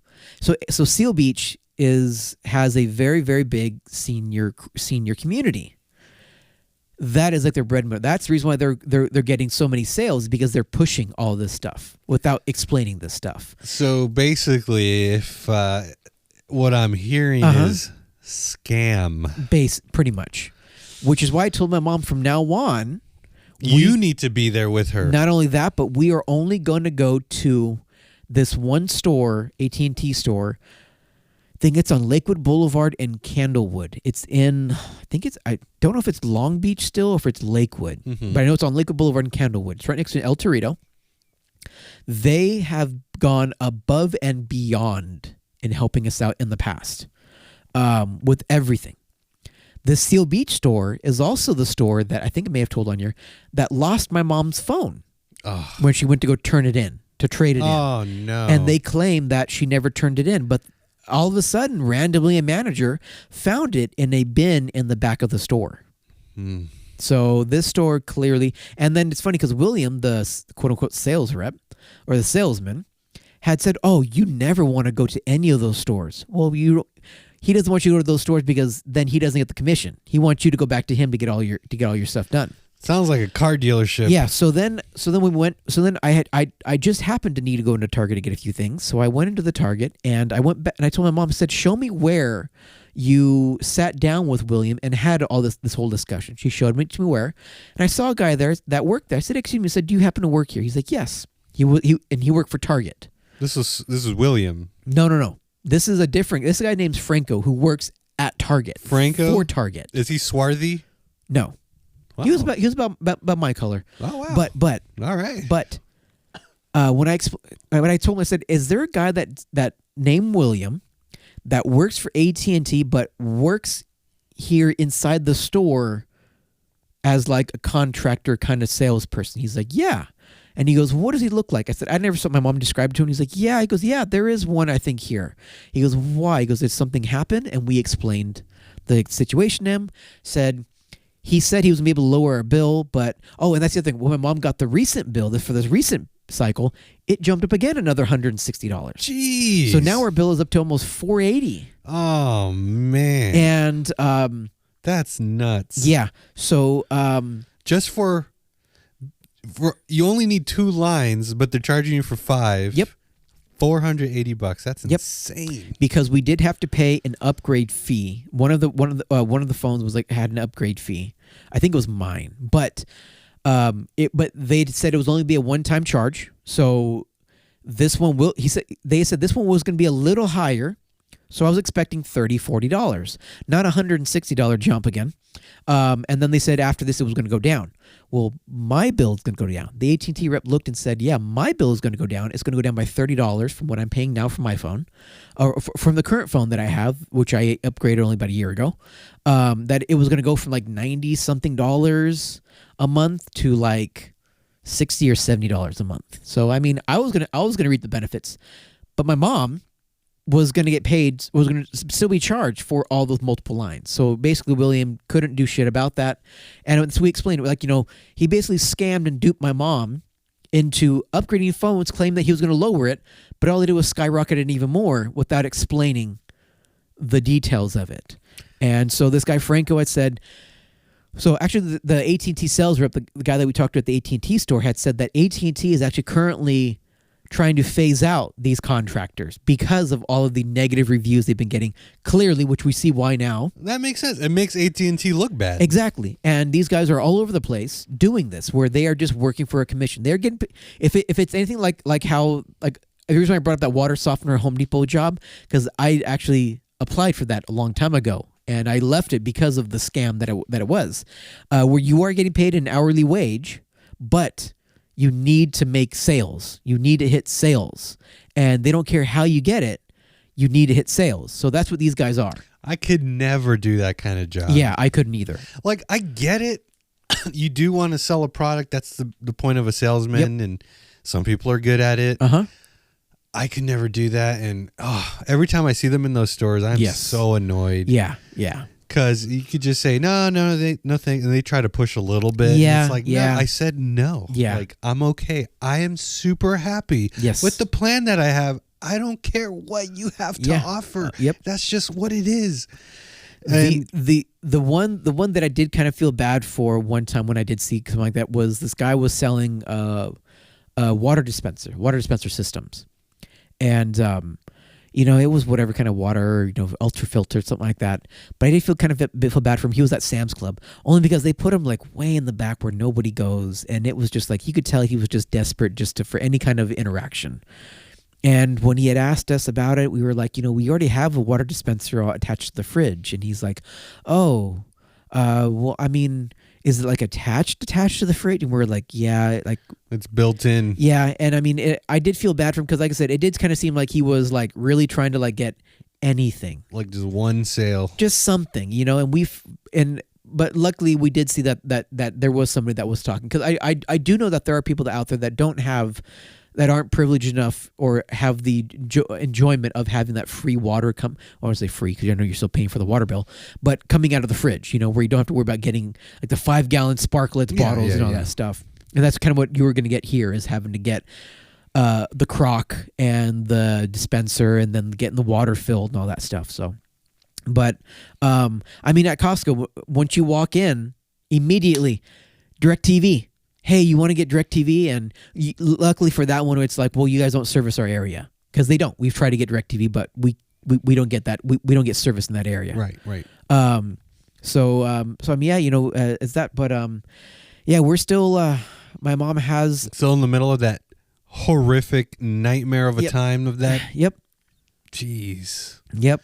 So hopefully within the next, because we only have, we only have about 3 more days. Because we have to turn our phones in. I mean, I had told my mom, see if she can't get the lines canceled. See if what do you mean turn your phones in? Did you get a new phone or something? Yeah. This is new? No, this one isn't new. I haven't activated that yet because I want to make sure that, because if for whatever reason we cannot get those lines canceled, if they say, you signed the contract, you're locked in, whatever it is, I'm gonna see if we can return these phones. We haven't opened the boxes, so the boxes are still intact, and see if we can return those, so at least we can try to get some type of money back to put towards this. And then later on, try to upgrade your phone after this is settled. Because my mom is on. When we looked for the phone that she has now, the one that she hasn't she hasn't activated her new one either. She's on like month 10 of 36. But she is paying extra to be able to have that upgrade whenever kind of time. I don't think I got that on mine. But I'm on like month 24 of 36. So I'm almost there. But I mean, again, I'm paying under $100 for my phone and the insurance, which I do want on my phone. It's always good to have that. But yeah, we hopefully in the next few days we'll have somewhat of an answer and somewhat of a credit, or Man, that is a nightmare, right? A nightmare. Yeah. And that is a horrific time. Yeah. All that, AT&T stuff. I mean, it's just and I told my mom maybe we should start thinking about leaving AT&T. Going to T-Mobile, going to Verizon, because I mean, with all the stuff that we've had to deal with, but I mean, we just have so much good history with AT&T that it's hard to kind of leave. I mean, we've been with them since Singular. Remember Singular? Man, I feel like one of these days in my kids' history books, we will see the word singular because it's historical. Yeah.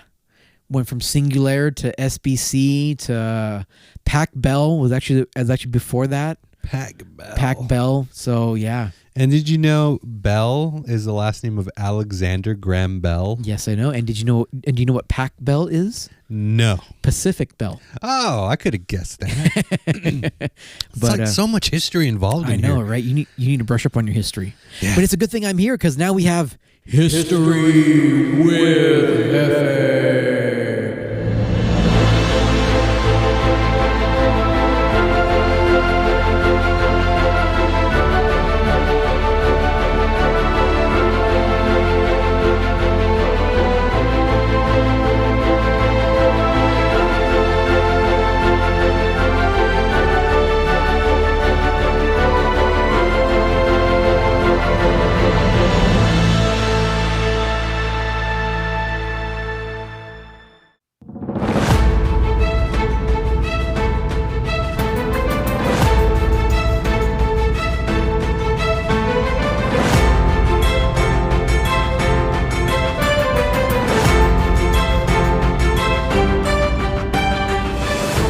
October 12th, on this day in history, in 539 BC, Army of Cyrus the Great,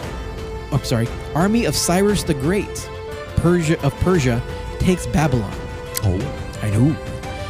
In 1492, Christopher Columbus's expedition makes landfall on a Caribbean island he names San Salvador, likely Watling Island in the Bahamas. The explorer believes he has reached East Asia. What are the names of the ships, Marcelo? The Santa Maria. Yes. The Pinta? Yes. Ooh. Think of my daughters. Your daughters. Girls. Okay, you got Brielle. And you have Clark.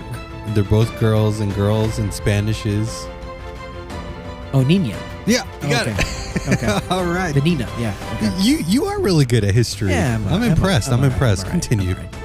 On this day in 1900, the first modern submarine is commissioned by the U.S. Navy as the USS Holland, named for its designer John Philip Holland. And I wanted to show you a quick picture of what that submarine looked like. Let me see. It was tiny. Oh yeah, like small. The people are standing on top of it, and you can tell how small it is. Oh yeah.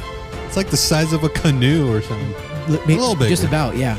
Did that one implode? No, I don't think so. I don't think it could. I don't think it went down that far.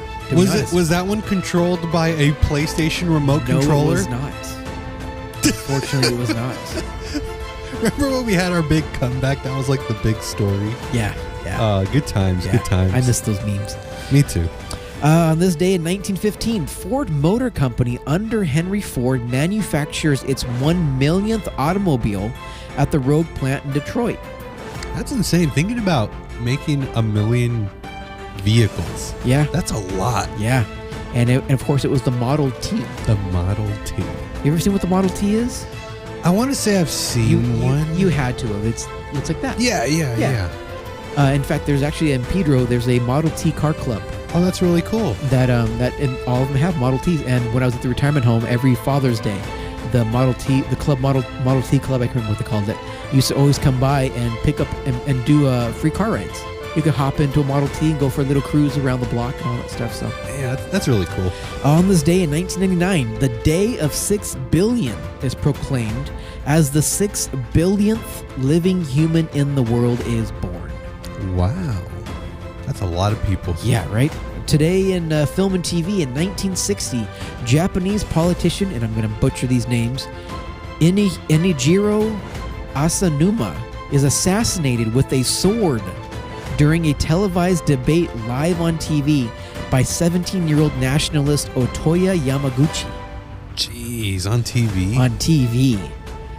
Today in music, in 1987, George Harrison releases single Got My Mind Set on You. It becomes his third solo #1 hit and the last chart topper by any of the former Beatles.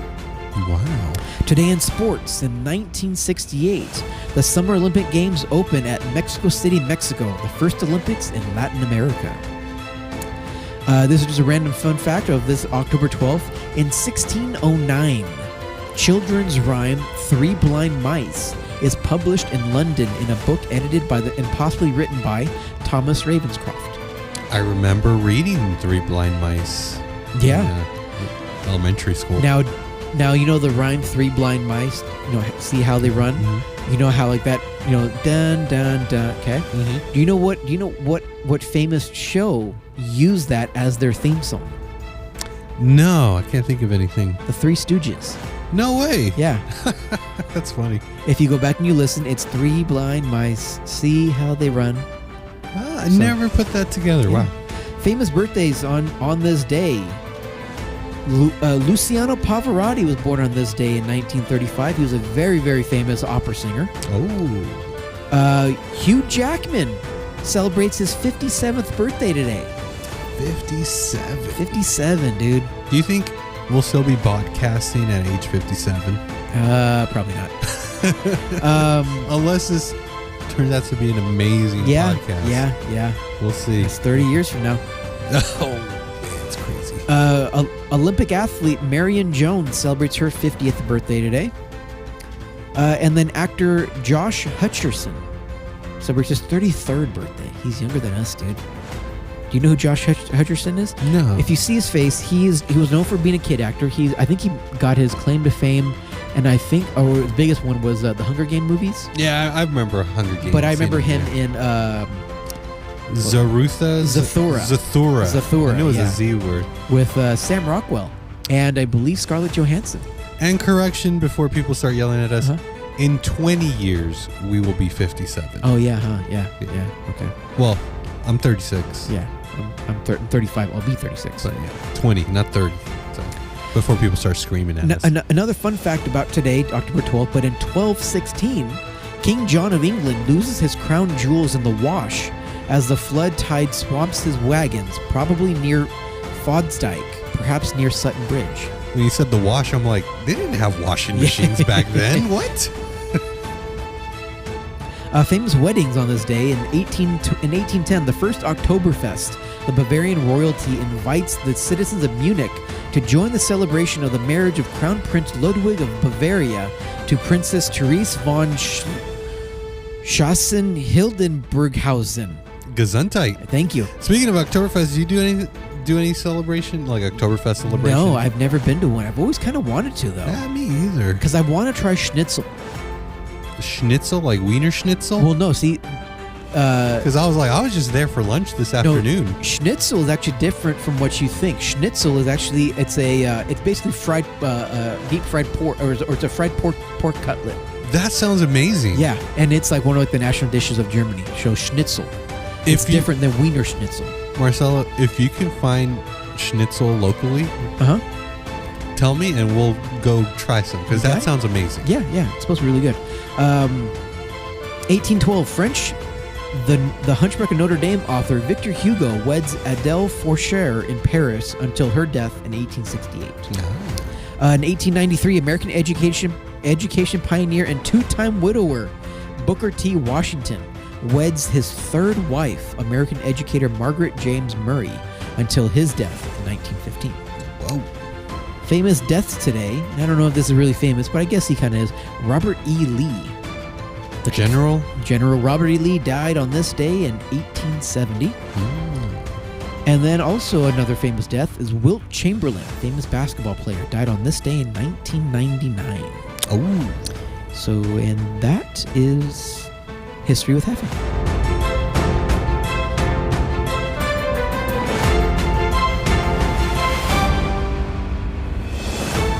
Thank you, Marcelo, for that beautiful history. We are all just a little bit smarter.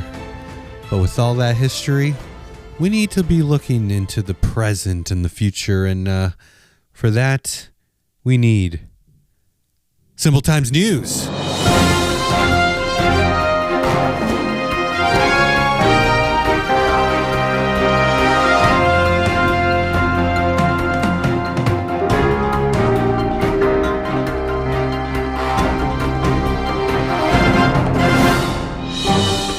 Andrew doesn't have a story, I don't think, for this one. No, not today. No, I'm just going to sit back, relax. All right. And I have one that's actually a pretty good story. I'm looking forward to it.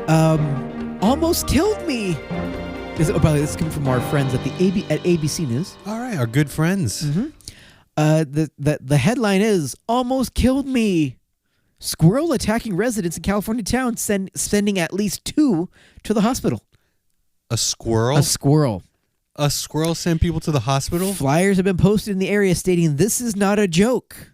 A California squirrel has gone nuts, and neighbors in one town are on the alert. Residents in the town of San Rafael have reported a series of attacks from a vicious brown squirrel that sent at least 2 people to the emergency room, according to the local Humane Society.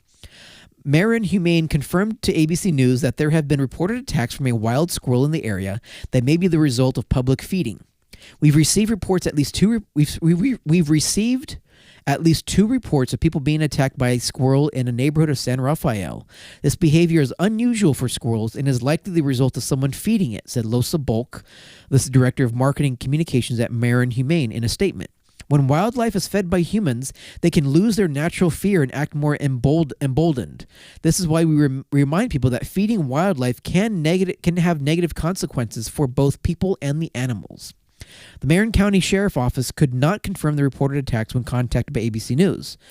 Joan Hebleck was enjoying a peaceful walk through Lucas Valley in San Rafael when the rodent launched itself at her and proceeded to claw and bite her, she told ABC News affiliate KGO-TV. It came out of nowhere. I didn't see him running up to me at all, Helbeck said. It clamped onto my leg and the tail was flying up here. I was like, get off me, get off me. I didn't want to touch it. Helbeck said her injuries were so severe she went to the ER to seek treatment. Flyers have been plastered all around the area warning attack squirrel beware, KGO reported. The attack is no joke. This is not a joke. More than 5 people have been attacked by a very mean squirrel over the past few days. Isabel Campoy said she was another victim of the vicious squirrel, and was hospitalized for her wounds after coming into contact with the rodent on a walk. Squirrel went from the floor, tried to jump up to my face. I tried to protect my face. My arm was completely overcome by squirrel. Jeez. Campoy told KGO. Finally, it jumped off. By then, I was full of blood. I went to the emergency room. Jeez. The U.S. Fish and Wildlife Service agrees that feeding wild animals is destructive, and it may cause them to react negatively when they are not fed. Wild animals that gain regular access to human or domestic pet food slowly get used to being in busy areas and seeing humans. Over time, these usually calm and docile animals may become aggressive and cause harm to people in the area, the agency says on its website. There have been no reported cases of rabies transmission from squirrels to humans in the United States, and they do not spread rabies, according to the LA County Department of Public Health. So if you're in San Rafael or in Marin County, stay away from the squirrels. Yep. Stay away from the trees. Oh. So maybe that squirrel heard about the Peanut the Squirrel story. Do you remember Peanut the Squirrel? Yeah. It was a guy that like put a cowboy hat on a squirrel. He became like a social media sensation. It was a squirrel that was adopted by them. I think it was like abandoned, like as a baby. That was a different case than this one, because this squirrel they think was wild, then got used to being fed, and then because it wasn't fed, started to attack. Peanut the squirrel was. All he knew was that human was that guy. So he grew up with him. So he wasn't a wild animal. He was domesticated. Yeah, he was highly domesticated. But because there were the laws that stated you cannot domesticate squirrels, and because people were afraid that it would contract rabies, they had to euthanize it. So. Yeah. So yeah. So R.I.P. Peanut the squirrel still. So. Yeah, he's so sad. Yeah. But going from sad news, or by the way, that was the end of Simple Times News. Thank you, Marcelo. You're always bringing us the best news. Thank you. I always try. Speaking of bringing you the best, we need to go on to the final segment because we are running out of time here. So we're gonna chop this one. We're gonna chop this one up to Jokes with Jefe.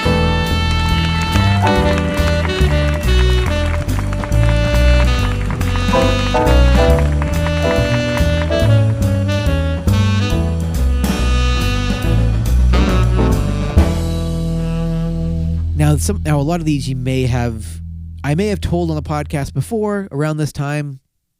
The good news is, so sue me if I've said them before. I will sue you. No, I won't sue you. But hey, you won't get much. But I'm sure people have forgotten. Maybe the old ones. Maybe. So it's fresh to a lot of people. Without further ado, why did the vampire need mouthwash? Because he had bat breath. Bat breath. What do ghosts wear when their eyesight gets blurry? Googles. Spookticles.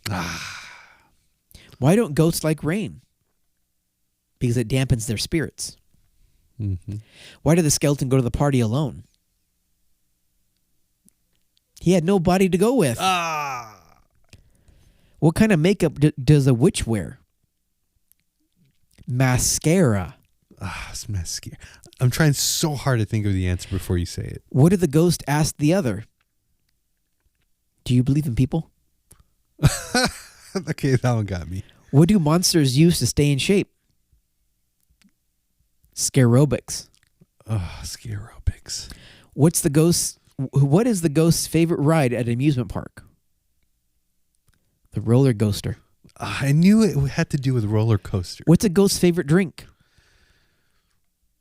Spirits. Blueberry juice. Blueberry juice. Okay. What do Italian ghosts have for dinner? Spaghetti. I think this is kind of a racist one. Spookheady. Spookheady. Spookheady? Yeah. How's heady spelled? Hetti. Like spaghetti. Oh, now I see why you think it's racist. Spook. Yeah. I don't think it's racist. Kind of looked like it for a second. Like spooky, if something's spooky. No, like calling you a spook. I know calling you a spook, but if something's spooky, it's not necessarily spooky, attached. yes, but not spook. Okay, Spooketti. Spooketti. What did the mommy ghost say to the noisy young ghost who kept interrupting? Oh, this is a repeat. What is it? I don't know. Spook when you're spooking to. Yes. What do ghosts wear when their eyesight gets blurry? Oh, I already read this one. Spookticles. Spookticles. Why- Googles. That's what I said. Why do female ghosts go on a diet? So they can keep their ghoulish figure. Their ghoulish figure. Where do ghosts go on vacation? Oh, I swear this is a repeat. Jamaica, man. I'll give you a hint. I drive one. Oh, yeah. Malibu. Yeah. Why do demons and ghouls hang out together? Because demons are a ghoul's best friend. Dude, I swear that's a repeat. But I don't care. I'm mad at myself for not knowing the answer. What are a monster's favorite pets? Creepy crawlies. What did people say when the headless horseman started dating a zombie? He lost his head. What's a mummy's favorite sandwich? A head cheese wrap. What's in a ghost's nose? Boogers. Boogers, yeah. What does a panda ghost eat? Bamboo. Yep. Yes. What do ghosts use to do their makeup? Nah, I got nothing. Vanishing cream. Vanishing cream. Why are ghosts so bad at lying? Because you can see right through them. What do ghosts use to wash their hair? Shampoo. Yep. What's a monster's favorite show? Monsters Inside Me. Romeo and Juliet. You ever watch Monsters Inside Me? Never even heard of it. It's a show where basically... Sounds sexual. No. People get parasites. Oh, okay.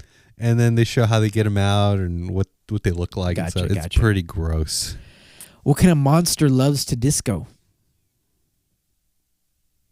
The boogeyman. Boogeyman.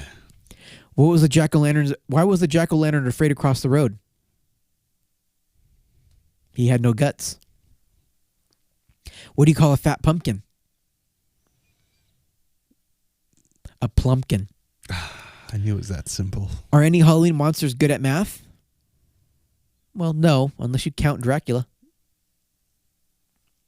How do you fix a broken jack-o'-lantern? With a pumpkin patch. Why didn't the zombie go to school? He felt rotten. Okay. What do you get when you put a spider on an ear of corn? A cobweb. Cobweb. What do you call a spider with 20 eyes?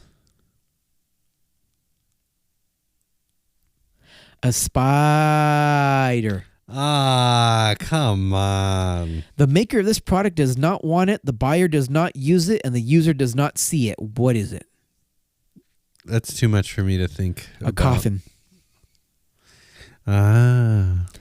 When is bad luck to be followed by a black... When is it bad luck to be followed by a black cat? When you're a mouse. All right, Marcel, give us 3 more.